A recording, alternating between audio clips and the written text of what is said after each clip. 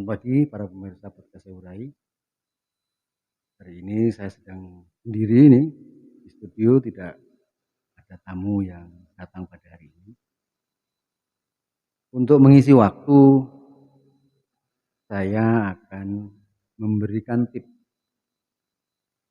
kepada adik-adik kita yang baru mau masuk ke dunia kerja. Karena dunia kerja ini sangat berbeda dengan dunia waktu masih bermain. Contoh kecil, tatkala kita masih di dunia bermain, artinya belum bekerja, kita hanya bertanggung jawab terhadap diri kita sendiri dan orang tua kita, baik nenek ya nenek kita, itu kakak ya kakak kita. Tapi kalau kita sudah masuk ke dunia kerja, lingkupnya sudah jauh lebih luas. Selain bertanggung jawab terhadap dirinya sendiri, kita juga harus bertanggung jawab kepada tempat kerja kita, hasil kerja kita. Lebih luas lagi dengan divisi kerja kita. Lebih luas lagi dengan perusahaan di mana tempat kita bekerja. Seperti itu. Jadi memang tanggung jawabnya sangat berbeda kalau kita masih bermain atau belum bekerja. Saya memang bukan praktisi tenaga kerjaan. Namun tips yang akan saya berikan kepada adik-adik ini adalah pengalaman kerja selama ini. Jadi kalau kita di dunia pendidikan, kita punya guru atau kita punya dosen kalau teman-teman mahasiswa. Tapi kalau di dunia bekerja, ini guru saya adalah orang yang paling mempengaruhi terhadap pola pikir saya. Banyak sekali di dalam catatan saya guru-guru besar saya. Perkenalkan, nama saya Ringo. Saya asli orang Wonogiri. Tapi sempat beberapa tahun sempat hijrah ke Jakarta dan sekarang kembali lagi ke Wonogiri, kota kelahiran saya. Guru besar saya yang pertama, ini sebenarnya kaitannya dengan tips yang akan saya berikan kepada kalian. Guru besar saya yang pertama, saya masih ingat betul itu. Namanya Pak Ciputra. Saya biasa panggil beliau Om Ci. Beliau sudah meninggalkan kita, tapi ilmu-ilmunya yang beliau berikan ke saya sangat banyak sekali. Ide-ide beliau yang di luar nalar saya pada waktu itu. Ternyata memang setelah kita berharap kita selesaikan dengan baik pekerjaan itu akan menjadi sebuah karya yang luar biasa. Itu saja karya beliau ini. Kalau Pak Ci ini bos besarnya PT Pembangunan Jaya ya. Jadi, seperti kalian tahu bahwa Pembangunan Jaya inilah yang membangun Taman Impian Jaya Ancol. Kemudian banyak properti-properti di Jakarta, Bogor dan sekitarnya ditangani sama beliau. Pola pikir beliau untuk mendoktrin atau memerintah atau memberi tugas kepada karyawannya pada saat itu saya kadang-kadang ora trimo. Saya kok beliau kok seperti ini. Ternyata asik sekali. Jadi kalau karya beliau ini kan penuh dengan seni. Banyaklah peninggalan-peninggalan karya-karya beliau yang kita bisa nikmati sekarang. Dunia fantasi, kota wisata yang dihibur atau kelompok Citra Raya yang lain. Itu semua hebat-hebat. Kemudian guru saya yang kedua, masih ingat saya, adalah Pak Hari Darmawan. Pak Hari Darmawan ini, beliau ini pemilik dari grup Matahari. Ide beliau, low profile-nya beliau juga membuat saya kagum. Kemudian yang ketiga guru besar saya adalah Pak Susanto Kusumo. Susanto Kusumo ini big boss-nya Agung Sedayu. kebetulan Agung Sedayu dan Agung Podomoro ini kan kakak beradik dari Pak Susanto Kusumo dan Pak Sugiono Kusumo, itu Pak Agwan yang punya Agung Podomoro. Yang saya serap dari ilmunya beliau adalah, ilmu yang saya serap dari beliau adalah apa yang beliau inginkan. Itu juga seperti guru-guru besar saya yang sebelumnya. Artinya aku pengen seperti ini. Ini harus jadi dan bagaimanapun caranya harus jadi. Dalam sisi positif ya, saya tidak melihat semua, kalau masalah negatif sih semua orang pasti mengalami hal yang negatif. Cuman biasanya saya menyerap ilmu, saya menyerap hal yang baik itu dari segi positif. Kemudian guru saya yang ketiga itu masih kelompoknya, masih di grupnya Agung Sedayu, yaitu Ibu Evaliu. Ibu Evaliu ini seorang pemikir yang hebat. Saya masih ingat betul. Ada hal yang membuat saya itu apa ya? Terenyuh, bukan terenyuh ya. Jadi ini juga satu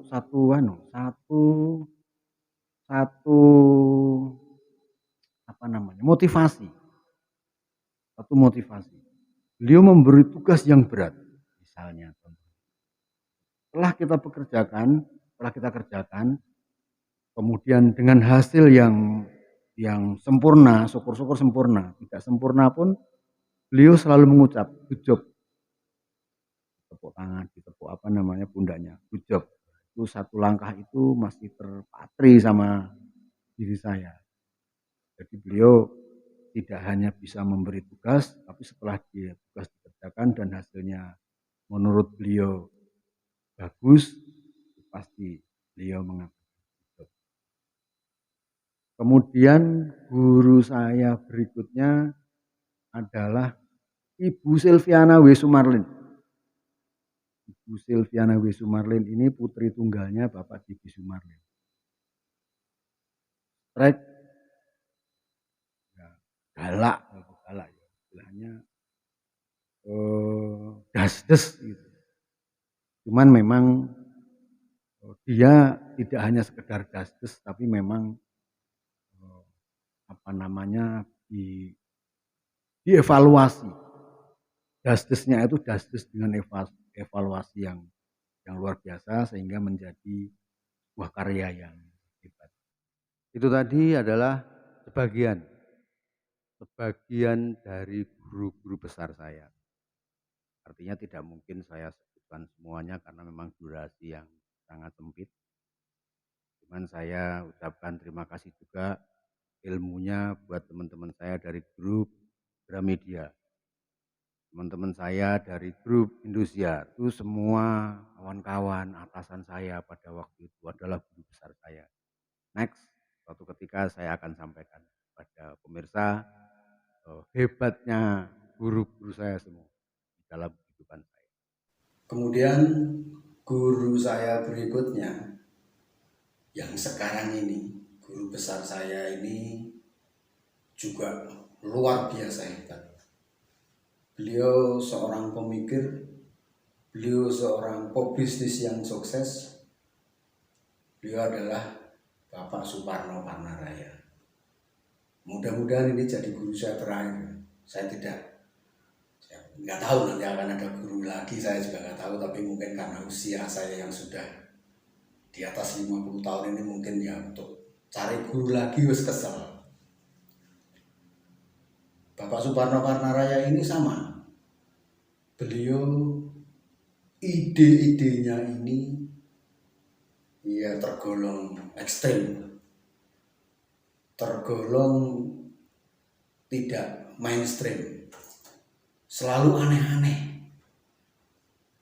Kita yang menerima tugas atau menerima, kalau beliau sedang bercerita tentang apa yang akan beliau kerjakan ke depannya, atau ide-ide apa yang akan beliau sampaikan, apa yang akan beliau terapkan di kedepannya, itu menurut pikiran saya kadang-kadang yo sok yo ora nyampe. Pak Suparno Parnaraya ini idenya juga gila. Terkadang ya nyuwun sewu, mohon maaf, kadang-kadang saya menganggap ini ide gila. Sehingga yang menerima ide dan menerima tugas ini pun harus ikut gila. Kalau tidak gila ya tidak terjadi suatu pekerjaan yang beliau inginkan. Tapi jangan salah, ide-ide gila beliau ini ternyata banyak sekali menciptakan hal baru, nuansa baru di dunia hiburan, terutama di pariwisata. Cuman sama beliau ini saya kurang bisa berinteraksi karena memang jarak. Beliau ada di Jakarta yang mempunyai kesibukan sendiri dan kebetulan saya ditugaskan di Wonogiri, jadi jarang terjadi interaksi sehingga ilmu-ilmu yang beliau miliki belum banyak bisa saya serap. Tapi dengan penyerapan ilmu yang sedikit dari Pak Suparno ini, insya Allah juga bisa merubah karakter saya. Baik itu cerita masa lalu yang kaitannya dengan tips yang akan saya berikan kepada adik-adik yang mau masuk dunia kerja. Di dunia kerja ini saya sebut ada 3 karakter. Sebenarnya lebih sih, cuma saya ambil ada 3 karakter. Karakter yang pertama adalah flattened employee. Flattened employee ini itu istilah saya sendiri. Mungkin kalau kalian mencari di KBBI mungkin tidak ketemu karena itu istilah saya sendiri. Flattened employee ini suatu karakter pekerja atau karakter karyawan yang menurut saya kurang aman. Penjabarannya begini. Istilah flattened employee itu, si karyawan ini hanya melakukan rutinitas, menjalankan SOP yang dia terima dari perusahaannya. Contohnya, ini perusahaan aturan mainnya masuk jam 8, istirahat jam 12 siang. Kemudian masuk istirahat jam 1. Kemudian pulang kerja jam 4. Nah, si flattened employee ini hanya menjalankan rutinitas itu. Disiplin memang, jadi jam 8 dia sudah masuk. Tapi setelah masuk dia tidak melakukan kegiatan yang lain kecuali menunggu atau main HP atau apa. Itu terus sampai jam 12 dia akan keluar istirahat. Dia tidak peduli dengan pekerjaannya. Artinya kalau flattened employee ini terjadi pada seorang sekretaris, contohnya, ini sekretaris ini diperintahkan oleh atasannya untuk membuat satu makalah yang akan dibawa meeting nanti jam 1:15 misalnya. Makalah ini sangat penting. Tapi flattened employee ini karena dia sangat disiplin, dia akan meninggalkan kantor untuk istirahat jam 12. Padahal makalah yang dibuat belum selesai. Kemudian jam 1 masuk kantor lagi baru diteruskan. Padahal harusnya makalah ini dipakai atasannya untuk dibawakan di meeting jam 1:15. Akhirnya apa? Makalah yang ditugaskan untuk dibuat itu tidak selesai karena ditinggal istirahat, karena disiplin tadi. Kemudian nunggu waktu sampai jam 4 atau jam 5 sesuai peraturan perusahaan dia pulang. Dia hanya menjalankan rutinitas itu terus. Nah, ini sangat berbahaya, adik-adik. sangat berbahaya. Berbahayanya kenapa? Tatkala kita berada di dalam perusahaan yang sudah mau kolaps atau perusahaannya sing wis mulai gonjang-ganjing gitu, karyawan model flatten employee ini sangat berbahaya. Karena perusahaan akan berpikir lain. Aku timbang bayari wong sing model ini mending tak cut wae. Nah, ini berbahaya. Flatten employee ini juga akan berbahaya jika kalian bekerja di suatu perusahaan yang grow up atau sedang berkembang. Karena jelas perusahaan yang sedang berkembang itu sangat membutuhkan orang-orang yang dinamis. Butuh orang dinamis, butuh orang yang smart, butuh orang yang loyal. Kalau orang yang flatten employee ini di perusahaan yang sedang berkembang, wes pasti kesikat. Pasti bakal dikat karena perusahaan tidak membutuhkan orang yang seperti ini. Itu makanya adik-adik yang mau masuk ke dunia kerja harus jangan duduk di zona nyaman seperti flatten employee ini. Kemudian bekerja hitung-hitungan itu juga salah satu masuk dalam kriteria flatten employee tadi. Hitung-hitungan apa? Hitung-hitungan waktu, hitung-hitungan tenaga, hitung-hitungan semua dihitung. Nah, itu juga termasuk salah satu dari kriteria flatten employee. Kemudian karakter pekerja yang kedua, ini pekerja yang troublemaker. Troublemaker ini namanya juga troublemaker. Jadi dia selalu membuat onar. Membuat onar ini bukan hanya anarkis ya, bukan marah atau bagaimana bukan. Troublemaker ini bisa dikonotasikan sering bikin cerita-cerita yang merugikan perusahaan, menghasut temennya, menghasut kawan-kawannya. Nah, ini troublemaker, ini juga berbahaya.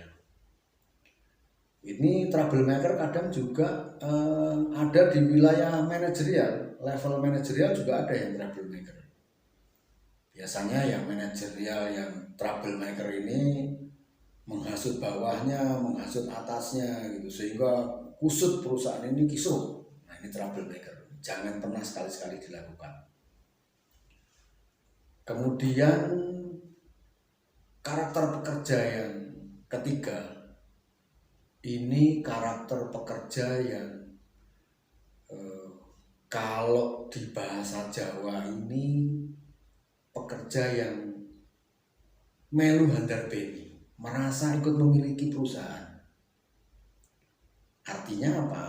Bukan barang perusahaan dia ikut memiliki terus dibawa pulang atau ini bukan. Artinya penjabarannya kalau kita sama-sama ikut memiliki perusahaan itu, artinya apa? Perusahaan orang maju, perusahaan tidak jalan, dia juga berpikir bagaimana perusahaan bisa jalan. Perusahaan stuck, diam di tempat, dia juga harus berpikir gimana ini supaya tidak jalan di tempat. Nah, ini tipikal karyawan yang melu handarbeni tadi. Demikian adik-adik, itu tadi adalah sebagian tips yang bisa saya sampaikan kepada kalian. Mudah-mudahan bermanfaat. Mudah-mudahan bermanfaat di tempat kerja kalian yang baru. Hindari apa yang harusnya dihindari dan kerjakan apa yang harus dikerjakan. Tetap semangat, menjadi karyawan yang baik, bertanggung jawab, dedikasi, kemudian tidak hitung-hitungan. Jadi pokoknya adalah ikut handarbeni, itu tadi yang paling utama. Kalau sudah merasa ikut handarbeni, berarti kalian sudah satu sinergi dengan perusahaan yang tempat kalian. Baik, untuk semua pemirsa channelnya saya urai, Terima kasih. Jangan lupa subscribe, like, komen, dan tekan tombol lonceng agar kita bisa memberi informasi terkini tentang acara, berita, update yang ada di Sewurai. Akhir kata, salam sejahtera dan salam sehat buat kita semua.